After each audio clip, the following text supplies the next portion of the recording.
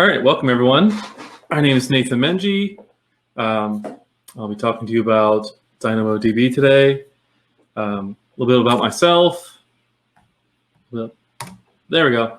I'm the organizer for the Pittsburgh AWS users group.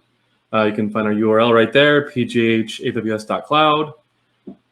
We started up about 3 years ago.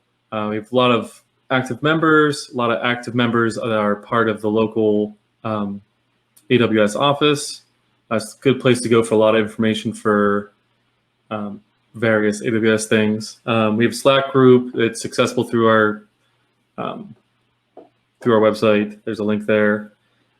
And there's not a lot of content on the site right now because we haven't locked down our September talk, but it is in process. It will likely be a talk about virtual private cloud traffic mirroring, which is really useful and interesting for people who are into that sort of stuff. All right, enough of that. So let's talk about DynamoDB. DynamoDB is a NoSQL database. I can't actually poll anybody to ask what your knowledge of NoSQL and sort of database technologies are, so I'll be sort of, I'll try not to be too detailed, but try not to be too not detailed either. NoSQL is kind of a catch-all term that is used for a lot of different kinds of databases.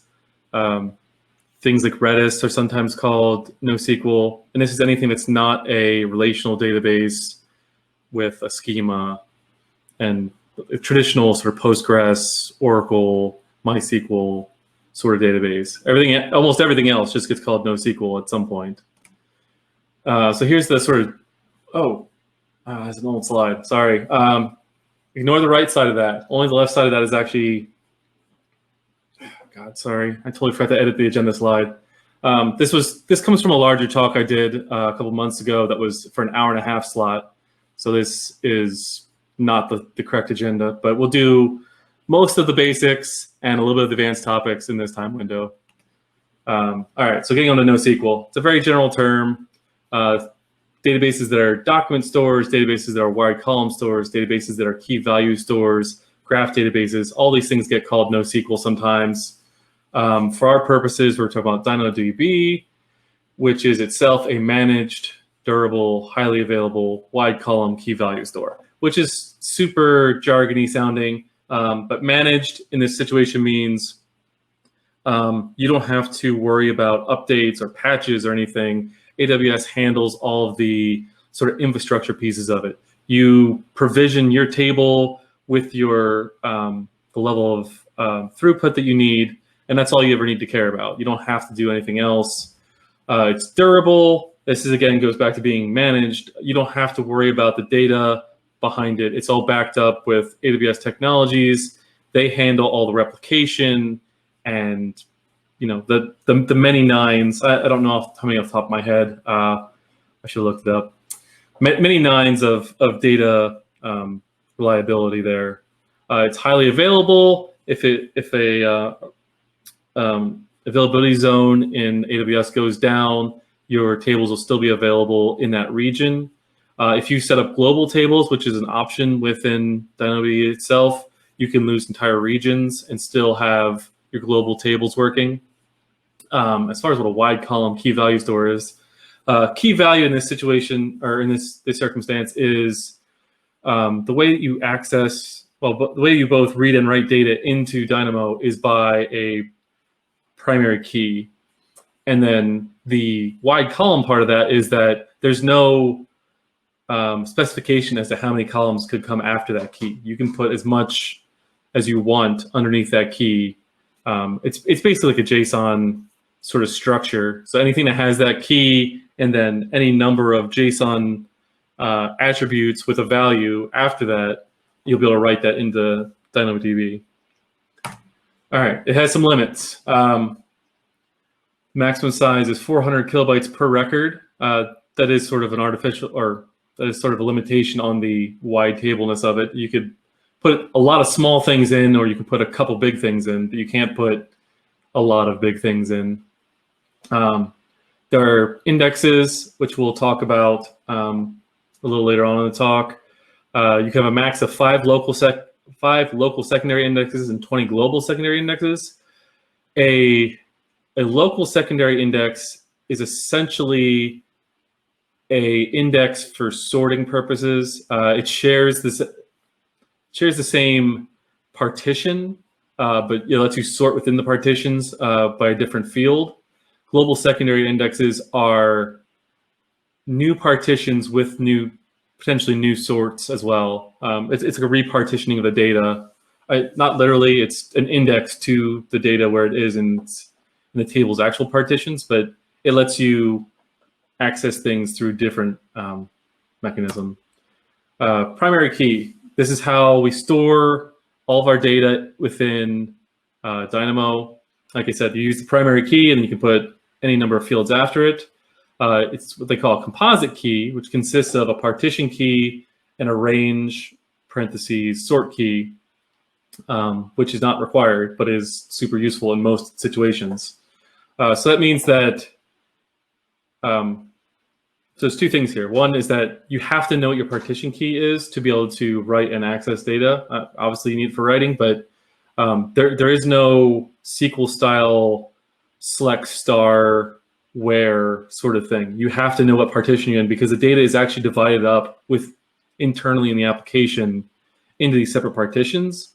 The only way to, or literally there is no way to query across partitions. You have to query within a partition. So you're gonna have to know your partition every time you go to make a query. And then range, that lets you sort within those partitions. And this ties back to the limits related to the secondary indexes. If you want to sort within your partitions 5 different ways, well, that's the maximum amount of ways you could do it. If you want to index your full table so that you can access by different partition keys, there's a maximum of 20 of those. Basic operations supported by Dynamo, get, put, delete, update, basic CRUD stuff. The gets are default eventually consistent. You can, air quotes, pay twice as much to be fully consistent. I'll get into costs and paying for things later. Puts, they can be done conditionally. It's deletes, that you can do conditions, updates. It's similar to a patch operation where you can specify an update conditional, what's the word? You specify what you want to update, and it sort of looks at what's there, makes sure everything else matches, and writes it. It supports batch operations, batch gets and batch writes. So the batch get can pull from multiple tables. There's a whole clause you write out for what you're trying to get. You can also specify whether you want eventually consistent or fully consistent reads on a per table basis within your batch get. Likewise, you can do a batch write, which supports puts and deletes. Does not allow updates. And once again, it can go to multiple tables. One of the important things about a batch operation is that you'll only get a failure message from the API if every single record failed to do its operation. That's failed puts, failed deletes. Contrasting that with transactions, which are, a transaction fails and rolls back if every operation within the transaction cannot be completed. The transactions are fully ACID compliant, and also transactions support updates, which is kind of a big deal. You can do a lot of really complicated logic because of that. And this gets it closer for a lot of use cases to a more traditional relational database because of that. An also important note about transactions is that they are charged at twice the rate that a traditional like a batch operation or individual operations would be. All right, queries. It talks about how you cannot query across partitions. It's a hard and fast rule. There's no way around that. There are key condition expressions. I'll have to share this out because there's links and references here. You specify what you're looking for in your keys, in your partition key and in your sort key. The partition key can only use equality. This is what I was saying earlier about the partition, you have to know that value to be able to query the data out. There's no wild carding, there's no like all these operations that are available here for the sort key, less than, equal, greater than, between, starts with. These are supported on sorts, but they're not supported on the partitions. You have to absolutely know the partition key to pull the data out.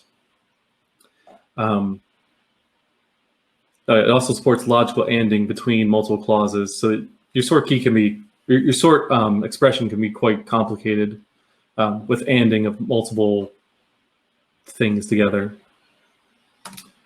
Querying. All right. So there's also filter expressions for querying. A filter is applied after the full read. This can save you money on the bandwidth costs from Dynamo. If you have, for some reason, you have a query that you can specify a certain amount of things sorted, but then you can specify more things in the filter. So you can minimize your data set and then filter it down to the smallest amount you need before it comes over the wire to you. There's expression attribute names. It's a map of string substitutions using expressions. This is part of best practices to use these because an attribute name in DynamoDB cannot be the same as a keyword within the Dynamo sort of syntax.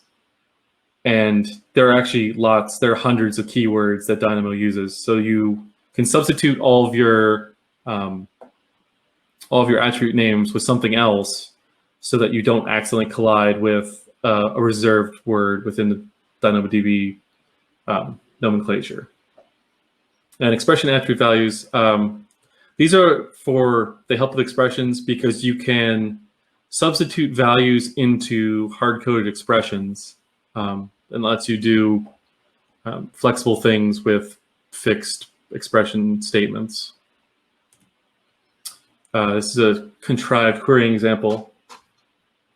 But yeah, so this is our partition. This is our topic. These are the amount of view count on these things. So these are the PGH group, topics DynamoDB, topic EC2. You can query by, so here's a key condition expression where you look at my group name is equal to group, and my topic is equal to top. And then in the expression attribute names, you see, expression attribute values, you see the group is going to be set to a string, string of Pittsburgh or PGH, and the top value is going to be set to a string of DynamoDB, and then it's going to return a maximum number. What is this end doing actually? No. Oh yeah. So, and then in the filter expression, the n value is, or the num value is being substituted for a number of 3. So this will the filter will apply to the results of the key condition expression, and will only return any result that has a number in the, here's another substitution. This is the #v is being substituted for views. Views is actually a keyword in DynamoDB, so that's actually a substitution you kind of have to make. You can use anything for the pound. So all these attribute names, they start with a pound sign, but they can be any string afterwards. #v is just a sort of lazy substitution, not keeping a meaningful name. But yeah, so this will filter for anything that has greater than or equal to 3 in the views field. I feel like I'm going super fast. So I'll do a time check here. All right, 15 minutes. Okay, scanning. So I did say you can't query arbitrarily from the database. You can't query across partitions. You can, however, scan a database. What's important to understand, though, is that this reads the entire database and then filters it after the full read. On any sort of production load, this could be catastrophic to your system. It would consume all of your, the way you provision a DynamoDB table is to provision read units. It would probably consume all of your read units, probably throttle on the way, and keep you throttled and unusable for a long period of time. So on top of burning up all your read units, it's potentially expensive if you have auto scaling set up, which would would keep your system running, but would charge you a lot of money. It's considered a best practice to use your identity and access management tools to deny this operation in production. It can be useful in development situations where there's not a lot of data in the table, particularly if you're doing a POC or something and you haven't figured out your exact query parameters or whatever yet. You just need to find data that you stuck in there and forgot about, or whatever else. I'm sure there's tons of legitimate uses of it. It's not really a good idea to be done in production, and is strongly encouraged by AWS itself to not ever run a scan in production. Obviously, there's edge use cases where that best practice could be flex as well, but in general, don't use in production. Right, so I mentioned throttling. If at any point you go above your capacity that you have set up for your database, your operations will start failing. For most users, you're going to be using one of the AWS SDKs to interact with Dynamo, and it will handle the failures automatically to a certain extent. You'll experience this as a slower response time as it waits a few seconds and tries again to access and read the data, or access and write the data it's trying to write. So because of that latency effect, your application is going to need to be designed to handle it as well. There are built-in grace periods for excessive use of capacity, where they don't just hard cut you off as soon as you hit your limits. If you go over, peak over for a brief period of time, they won't be throttling you, but it's that throttle's going to come at some point when you burn up your grace period as well. You can monitor these things using CloudWatch alerts to keep track of what your capacity usage is. So as I mentioned, this is from a larger talk that I did earlier on. I'm going to skip through here a little bit. So there's two ways of paying for DynamoDB. We have on-demand and we have provisioned. On-demand is charged per operation, and provision is you pay upfront for throughput. These are charged in what they call capacity units. You can change your capacity units upwards as often as you want with a short response time. You can decrease your capacity units once per hour, and you also always pay for storage at 25 cents per gigabyte per month. So an RCU is a read capacity unit, and that is the amount of data that you can read per second for a 60-minute period. You get your RCUs by the hour, but you also, you kind of pay for them by the minute because of, potentially with auto scaling, because you can auto scale your RCUs and you can auto scale your write capacity units. So this is a graph of an actual in production use where the blue is the consumed capacity and the red is the auto scaled sort of thing. These slides come courtesy of Lyle at Carnegie Learning, by the way. Talking a little about pricing here. The on-demand pricing for RCUs is 25 cents per million.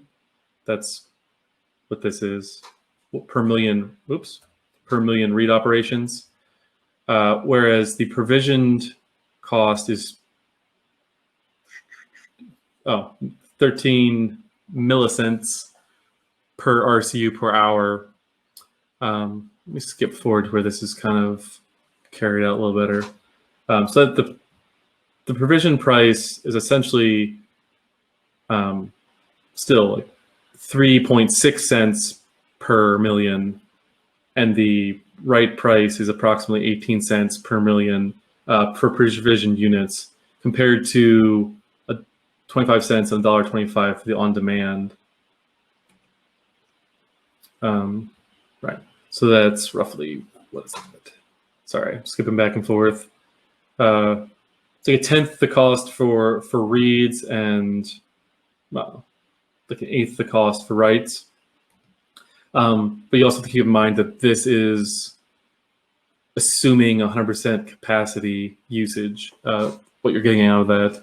If you're, if you're only using a part of that, you're still paying for a full RCU for that hour, if that's what you have provisioned. Here's a better chart. Yeah. Right. All right, let's get through some of this. This is, here we go. Global secondary indexes. They have write costs. They write much like a table does.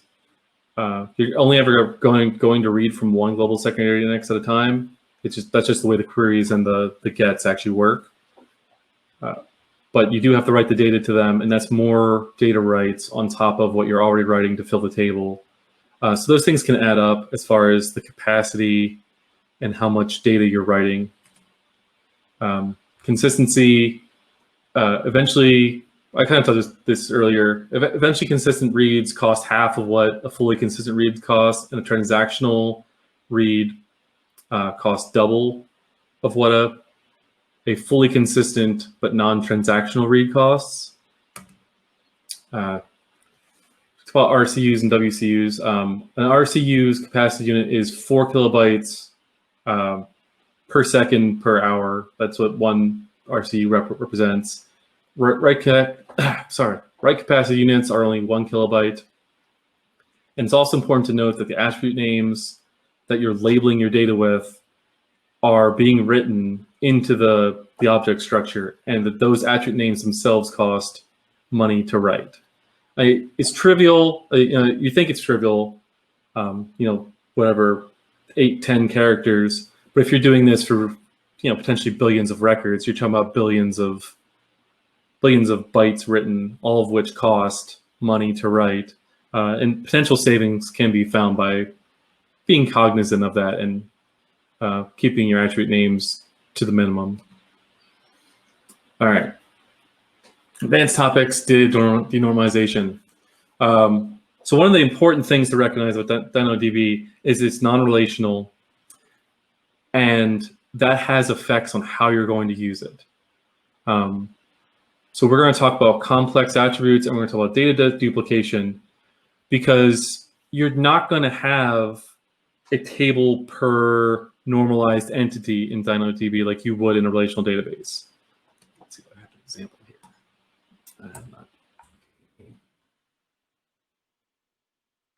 Like if you have users in your system and those users have orders that they've placed and they've got addresses, all that data can potentially be in a single table in DynamoDB. It doesn't have to be written out to individual tables per concept there. For the example of a complex attribute, that's actually where the address comes from. If a user has a billing address and they have a shipping address, so in a relational database, you might have an address table that has a user ID, and then both user ID or both addresses will have that relationship with that user ID, a foreign key, I guess is the proper term, and then those will be tied back to a user by the foreign key. In Dynamo, you would just put those two addresses together in the address field, label one shipping, label the other one billing, and replicate that for whatever the actual other use case you may think of. Just have both addresses stuck together in the address field of the user table. It's done this way because there are no joins, so you can't join with another table and find a data relationship. Yeah, everything has to be kind of put together essentially the way you want to read it. You really want to focus on writing the data in to the table in a way that makes it simple to read.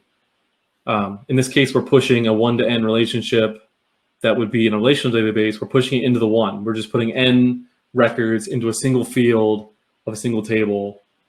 The limitation that surrounds this is that n can't be particularly large. If you've got, 1 million addresses to associate with someone, this is not a solution that's going to work for that situation. However, for n being relatively small, like a couple of addresses that might be associated with the user, or a couple of authors associated with a book, those sort of relationships, this will work just fine. So the flip side to that is data duplication. And this, going back to my example of a list of authors and books. We've got books written where we've got thousands of books written by hundreds of authors. Rather than have an author table and a book table and a join between the two to say this author wrote this book, we simply push the author to book relationship into the books. So each book then will have a list of its authors. It does have problems if something were to change ever with it. It's probably not likely that an author's going to change their name, but it's potential. Would they historically then go back and change their name on every single book they've ever produced? It could happen, in which case this would not be a good solution for that. But anything that's sort of fixed and is unlikely to change, this sort of data duplication denormalization can work for reducing the need for relational data between multiple records and just have a single record that holds all the data. Another thing we can do is called a sparse index. DynamoDB does not write anything into its indexes if you don't put anything in that index. So if you're indexing on a deceased field in your table, and this is going to put everything, this is a list of users on the system that are active, or list of users, primary key, they have a name, they have an active field, and they have a deceased field. You can put a primary key on deceased, which will only write to that primary key if someone is deceased, and then you can then access that primary key for all records of people who are deceased and take whatever potential action you might need to do, like stop mailing them things, or I don't know, you can remove them from your system if you feel like they're not going to be of value to keep in there any longer. But basically the point is you can write a deceased label onto a specific field for specific records, and it will only affect those records that you write that field to, and it won't be writing blank to every other single record in your system. So if you need to mark specific users in specific ways, you can then provision an index on demand, take action with the contents of that index, and then delete the index and no longer pay for it, no longer worry about it being there. There's a lot of use cases you can do around sparse indexes where you can do things in a flexible way. And I guess it's important to note that potentially, unlike a relational database, you don't need to lock any tables to add indexes. You'll have to wait time for the index to build after provisioning it, but it doesn't cause locking or lower usability of your database to provision a temporary index on it.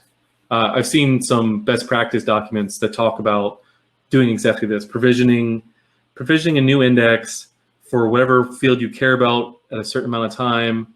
I don't have a great example off the top of my head, but you can then you can provision that, have no negative effects on your database, pull out all the data you want by that index, act on that data, delete the index, and continue about your day. You don't have to permanently, it's not a schema change to add this. I mean, it's literally a schema change, I guess, but it's not the same effect as a schema change would be on a relational database.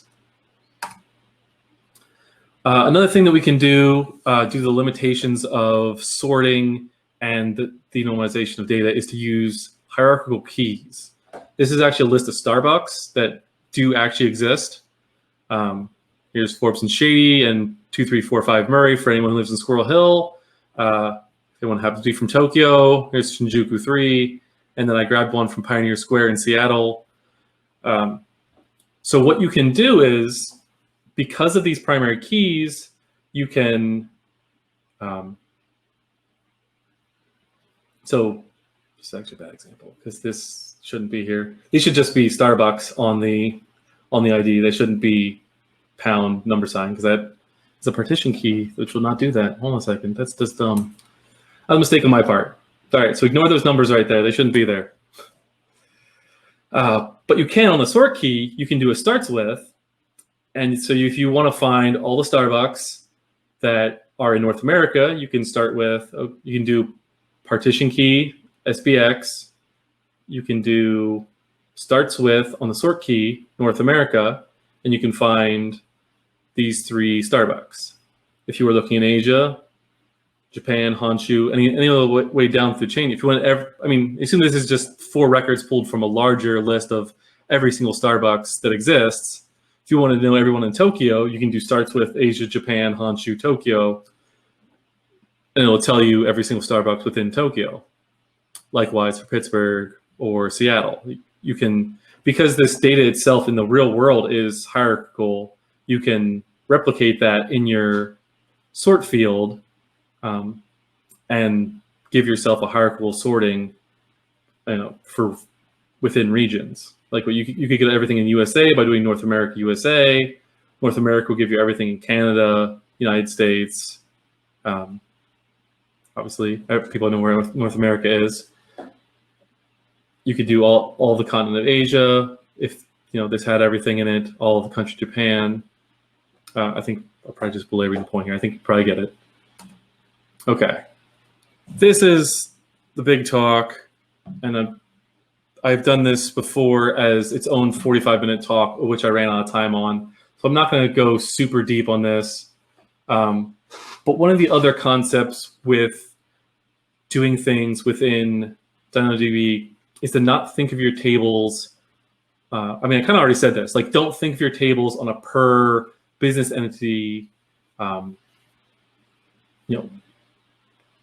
Don't think of them as relating directly to a specific business entity. Think of them as having a primary key.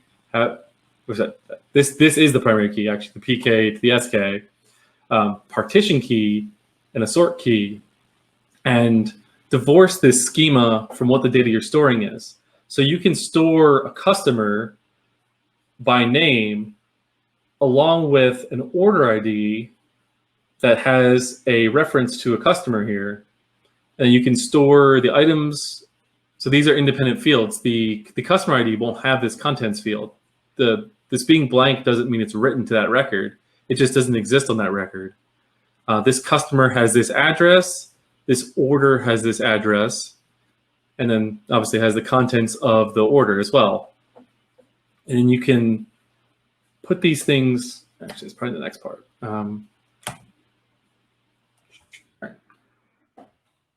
I will actually pull up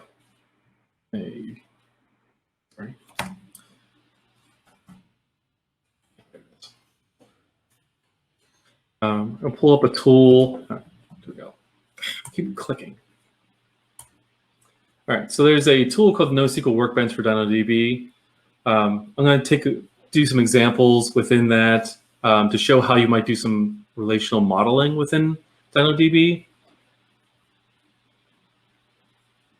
And pardon me while I switch from the slides to the application here.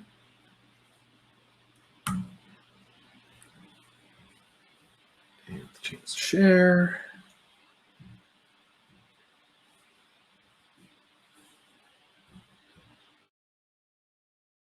Okay.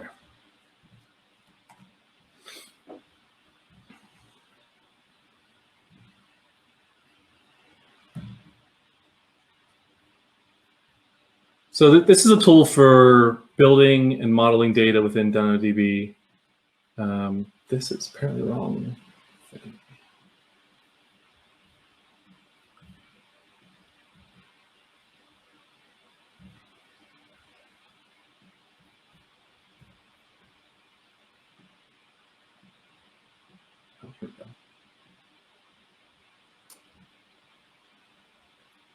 All right, so what I wanted to look at is this data model. I did this for, this example comes from the previous talk I did, but we only have about 9 minutes left, so I don't want to dig too deep into this. But actually, look at this way, facets. So within this tool, it has the option to use facets, which lets you look at data on a per record sort of level. Facets are not a concept within DynamoDB itself. This is purely just for looking at the data. But this is sort of modeling something much like we're in right now. We've got talks, we've got attendees, we've got speakers, and we've got rooms that our talks are being held in. So I've got a talk.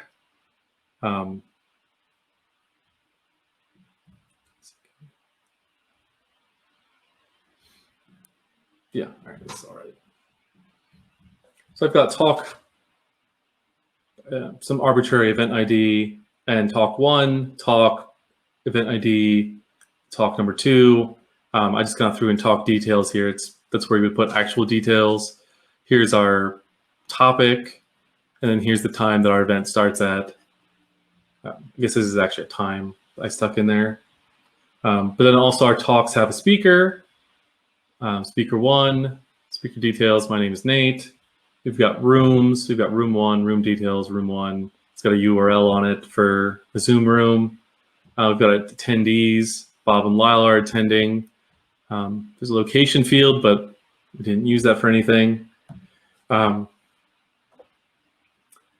we can do is look at the secondary index here, where our partition key is the sort key from the table, and our sort key is the primary key from the table. This lets us sort of associate. This is, oh God, this is done terribly. I made mistakes with this one. Well, I should have started this over. All right. This is, yeah, we got through way more stuff that I meant to, and I was going to try and do more, but this was done from me experimenting with something else. Maybe I can get a different copy of it. Oh, here we go. This is better. My bad. Right, so let me go through this again. Talks with an ID, talk 13 ID. It's got talk details, different things. And we can look at the aggregate view, and we can start seeing how by sharing a partition key between records, we could start building references. So for speakers, about 10 out. Here we go. So for speakers having spoke in a talk, for talk number 1, Nate and Lyle talked, you can see in the aggregate that talk number 1 is associated with its set of talk details, along with who is actually doing the speaking. And then you see other fields like the topic and the time are related on this record specifically. But you start making references between data by using this sort of partition key, sort key relationship to build up relationships. So talk 13, someone attended it. There's a speaker for it. And then there's the details of the talk itself. And then the attendee, you can see their details, attendee details. And you can see that they attended talk 13. The speaker is talking in talk 13 and has the speaker details. The room has room details. I mean, this is all the data within the table, and it's. I mean, it's put together just to be a simple example of sort of this concept. You could have more meaningful labels, and you can also use secondary indexes to do some of this work of associating records together, so that you can have the relational or have the data relationship that you want without without needing a fully relational database. One of the things I haven't talked about, and I have like 5 minutes left, is that like why would you even care? Like why is Dynamo important? Like why would you even use this over a relational database? And that's mainly scalability, because of the nature of the of what I said, where you have to know your partition. This lets you have a database that can be fully partitioned across multiple machines, multiple drives, multiple hardware stacks, wherever in whatever cloud platform. And you'll be able to get that data as you need without having to do something complicated to like connect your tables together or like partition your tables internally. Like the idea that it partitions the way it does lets you scale to extreme high levels. And because of that partition scaling, you can also read individually from each partition separately. And that can actually get you a really high read throughput, assuming you're paying for the read capacity to actually do that. What else is a strong suit?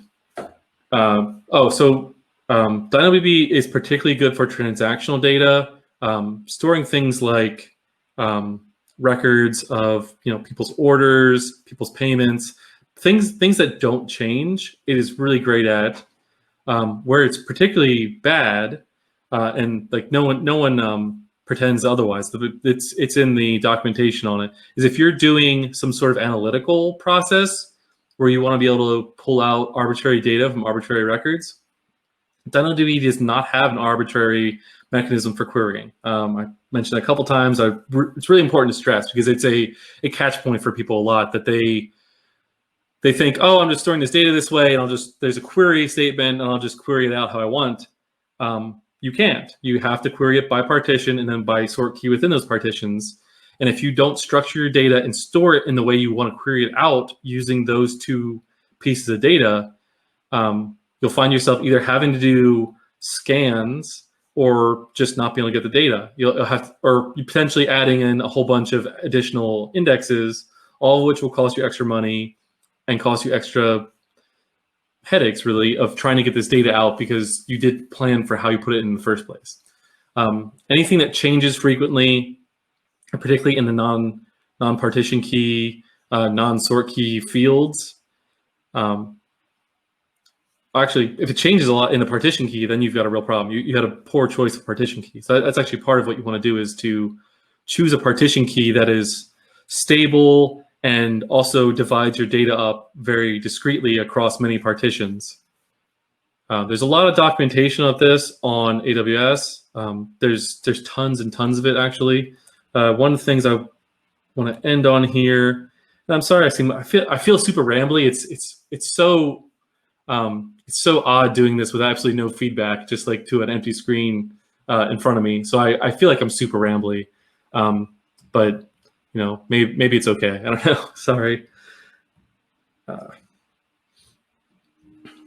So yeah, I always want to couch all of this with, like, I'm just someone who's super curious about technology and like builds things with it that just to play with, and like reads things and watches videos. But the actual top experts on this stuff, Rick Houlihan, he has a 2018 reInvent presentation he did. reInvent is the AWS global conference that's a huge deal.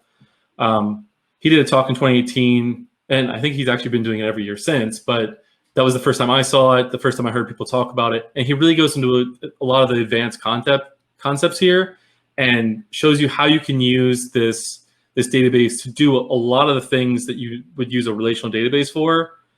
He's very much an advocate for not even using relational databases for most things. Also, Alex Dupree, he's an expert. He has literally published the DynamoDB book. He also has a website, dynamodbguide.com. There's tons of content here. There's tons of YouTube videos. There's tons of documentation on AWS to talk about this stuff. And that's my time, actually. So I'm going to stop talking. Hopefully this was all good for everybody. And again, I apologize because I feel like super rambly without any sort of feedback mechanism from people in front of me or anything. But hopefully this was informative and you take something away from it. And check out our user group where you have the opportunity to see me ramble more. There we go. On a different occasion. All right, thank you, everyone.